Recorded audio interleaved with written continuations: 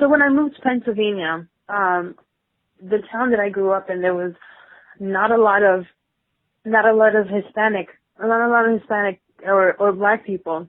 Mm-hmm. I went to school with mostly, the preppy white kids. Ah. And a lot of them looked like the models that you see in like the Abercrombie and Fitch, catalog. So I spent my whole time growing up thinking I had to look like them because I didn't have anybody else that looked like me. But it wasn't until after high school where the real world, and it's like, oh, I'm not supposed to look like that. So after high school, I got a little bit better. Okay, so it kind of took you from getting not away from a sheltered environment, but a very enclosed environment. You Yeah. need to kind of experience the world at large to realize that there's more to it than just this. Yeah, because my town was like a mile long, so there's there's not really much going on there.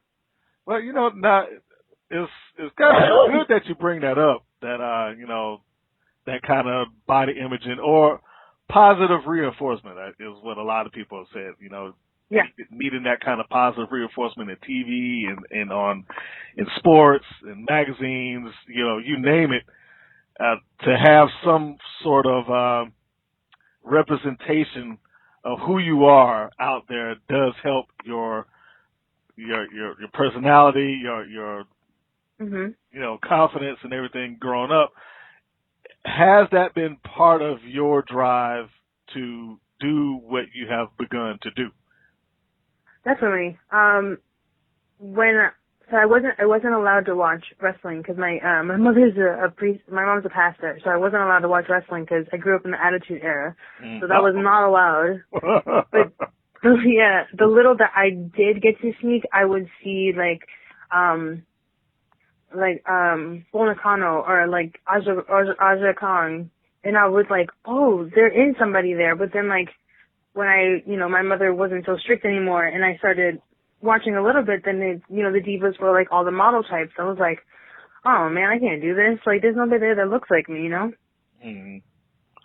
Wow. Well, I guess that would kind of derail somebody. And having heard, I guess the talent coordinator at the time, Jim Ross, talk about it on a couple of occasions, unfortunately, is very true that it's unlikely that anybody that did not fit that mold at that time would have ever been hired.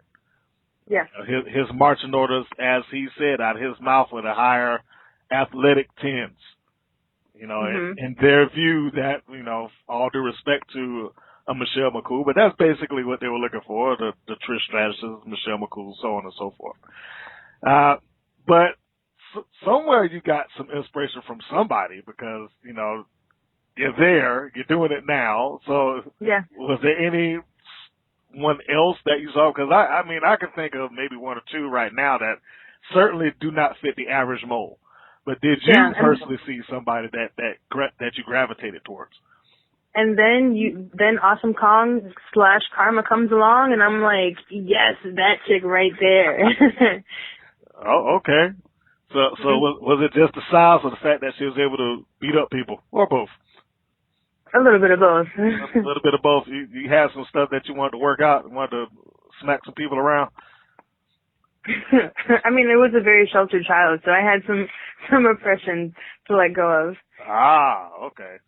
So that would explain these boxing sessions and the hard training that you go through.